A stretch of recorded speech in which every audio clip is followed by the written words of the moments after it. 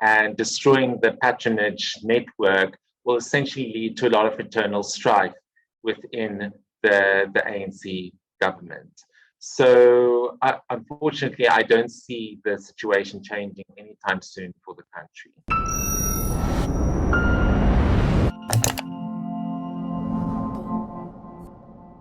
South Africa is suffering from a brain drain. What explains the exodus of skilled professionals out of the country? Well, joining me to discuss is Gerbrandt van Heerden. He is the Deputy Head of Research at the CRA. So, Gerrie, what accounts for this extremely high number of people who are leaving South Africa? Yes, South Africa is bleeding skills. And that is apparent or evident when we look at the critical skills survey for 2021 that was conducted by immigration consultancy firm ExpatWeb. And what they found was that there has been a steady rise in skilled professionals leaving South Africa in the first place in the last few years. And secondly, South Africa has a severe shortage in the number of engineers as well as ICT professionals. Now, we can, for example, use Eskom as an example of what is happening in the country as a whole. So in the last financial year, 4% of the 12,000 employees working for Eskom have resigned.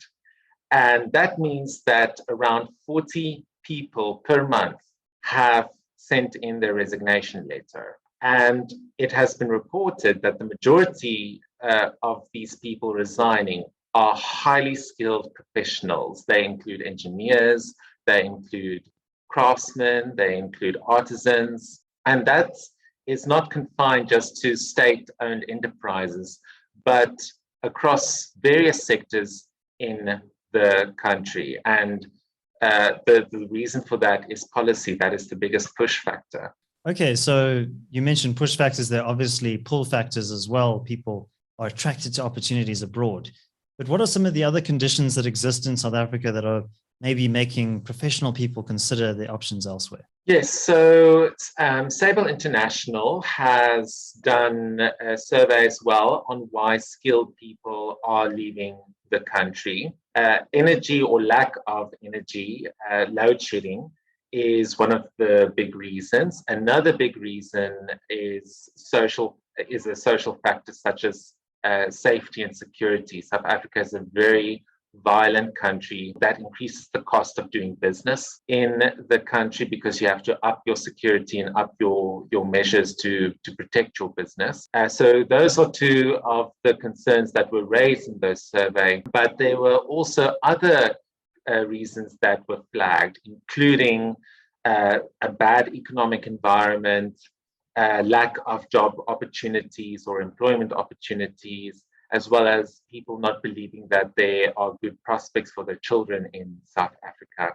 Now, I mentioned earlier that policy is also one of the biggest factors that are driving people away from the country.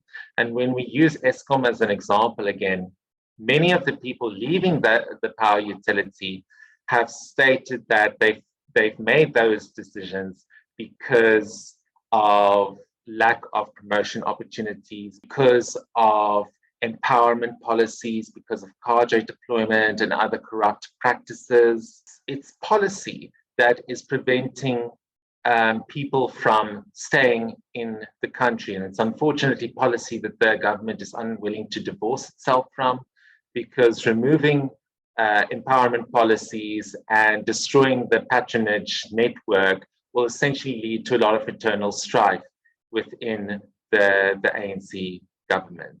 So unfortunately, I don't see the situation changing anytime soon for the country. What policies should the government be implementing in order to retain those scarce skills? Because we're living in a globalized world, which is highly competitive. Countries are competing for our top talent. We need to compete too. What can be done to reverse this brain drain? So one of the big things that the country can do is to create a conducive environment that attracts foreign direct investment. Right now, we have a country that has hostile policies that is harming business confidence, that is harming investor confidence. And that is the source to essentially all of the economic and social problems that the country has struggled with in the last few years. Investment or high levels of investment have always correlated with a high GDP growth rate and a significant rise in employment opportunities.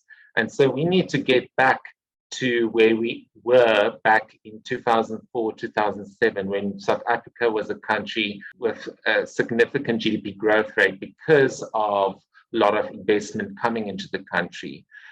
So South Africa being an overregulated market, we need to pull back some of that regulation, and we need to convince investors that South Africa is a business-friendly environment.